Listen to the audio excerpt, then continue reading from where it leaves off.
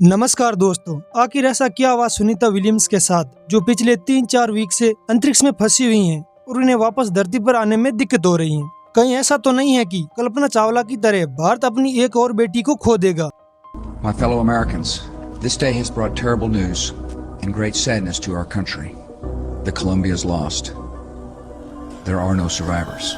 तारीख 5 जून सुनीता विलियम्स और Butch Wilmore ये दोनों एस्ट्रोनॉट बोइंग कंपनी द्वारा बनाए गए कैप्सूल स्टार लाइनर में बैठकर इंटरनेशनल स्पेस स्टेशन में जाते हैं और नासा का प्लान था कि ये दोनों एस्ट्रोनॉट एक सप्ताह तक इंटरनेशनल स्पेस स्टेशन में रहेंगे, जिसके बाद इन्हें 13 जून को वापस पृथ्वी पर लाया जाएगा। लेकिन ये मिशन इतना आसान नहीं होने वाला था, क्योंकि जैसे ही ये 13 जून को एस्ट्रोनॉट वापस पृथ्वी पर आने वाले थे, तभी पता चलता है कि स्टार लाइनर के सर्विस मॉड्यूल से हीलियम गैस लीक हो रही है, जिसके कारण इमरजेंसी में इन दोनों एस्ट्रोनॉट को वापस स्पेस स्टेशन में रुकना पड़ता है। बाद में एस्ट्रोनॉट इस प्रॉब्लम का सॉल्यूशन ढूंढने में लग जाते हैं। तभी अचानक इनके सामने एक और बैड न्यूज आती है। पता चलता है कि स्पेस स्टेशन के पास में रशिया का एक सैटेलाइट टूट गया है, यानी इस सैटेलाइट का कचरा दूर नहीं जाता, तब तक एस्ट्रोनॉट को स्पेस स्टेशन में ही रुकना पड़ेगा।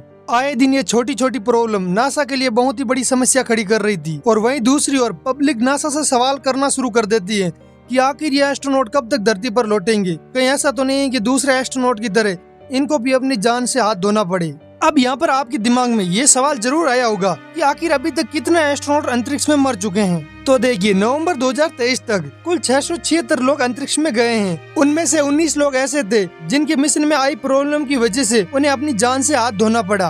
और अब यहाँ पर मैं आपके सामने उन्हीं 19 एस्ट्रोनॉट में से कुछ एस्ट्रोनॉट की बात करने वाला हूँ जो अंतरिक्ष में गए तो थे, लेकिन अपने मिशन में आई खराबी के चलते वापस धरती पर जिंदा लौट ही नहीं पाए। तो देखिए, 24 अप्रैल 1967 को रशिया अपने सोयूज 1 मिशन को लॉन्च करता है, और ये मिशन काफी सिंपल था, जिसमें सोयूज 1 मिशन अंतरिक्ष में लॉन्च होने के बाद इसके पीछे सोयूज 2 मिशन लॉन्च होता, और ये दोनों स्पेसक्राफ्ट अंतरिक्ष में डॉक कर जाते, और पृथ्वी पर लौटने से पहले इसके अंदर बैठे एस्ट्रोनॉट आपस में आदान प्रदान करते और मिशन सक्सेसफुल। लेकिन ये मिशन इतना सिंपल नहीं था, क्योंकि एस्ट्रोनॉट व्लादिमीर कोमरोव सोयूज 1 में बैठकर जैसे ही अंतरिक्ष में गए तो उनकी मिशन में खराबी आ गई, जिसके चलते उन्हें वापस पृथ्वी पर आना पड़ा। लेकिन जैसे ही व्लादिमीर कोमरोव पृथ्वी की तरफ आते हैं तो उनका पैराशूट ठीक से नहीं खुल पाता है।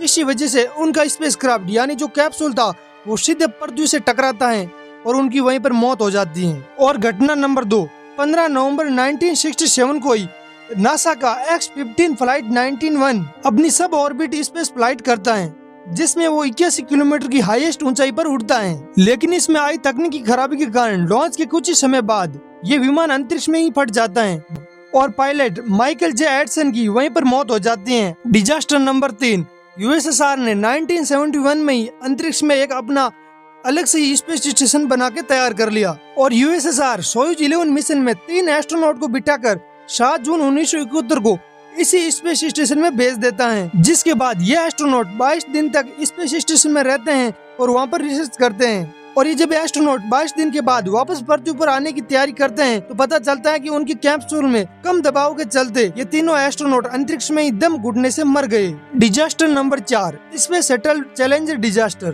दरअसल नासा ने 28 जनवरी 1986 को 7 एस्ट्रोनॉट को एक साथ बिठाकर अंतरिक्ष में भेजते हैं, लेकिन लॉन्चिंग के 73 सेकंड बाद इस स्पेसक्राफ्ट में बहुत बड़ा धमाका होता है और सातों के 7 एस्ट्रोनॉट अंतरिक्ष में जलकर मर जाते हैं। Disaster number 5, space shuttle Columbia disaster. आखिर इस घटना को कौन भूल सकता है, क्योंकि इसी घटना में हमारे भारत की बेटी कल्पना चावला की मौत हुई थी। दरअसल 16 जनवरी 2003 को नासा 7 एस्ट्रोनॉट को एक साथ अंतरिक्ष में भेजता है, जिसमें हमारे देश की कल्पना चावला भी शामिल होती हैं। वो उस समय नासा की एक एस्ट्रोनॉट थी, और ये जब स्पेसक्राफ्ट 1 फरवरी को वापस पृथ्वी पर लौट रहा था तब इसमें कोई तकनीकी खराबी आ गई, जिसके चलते ये स्पेसक्राफ्ट हमारी धरती के ऊपर आकाश में ब्लास्ट कर गया।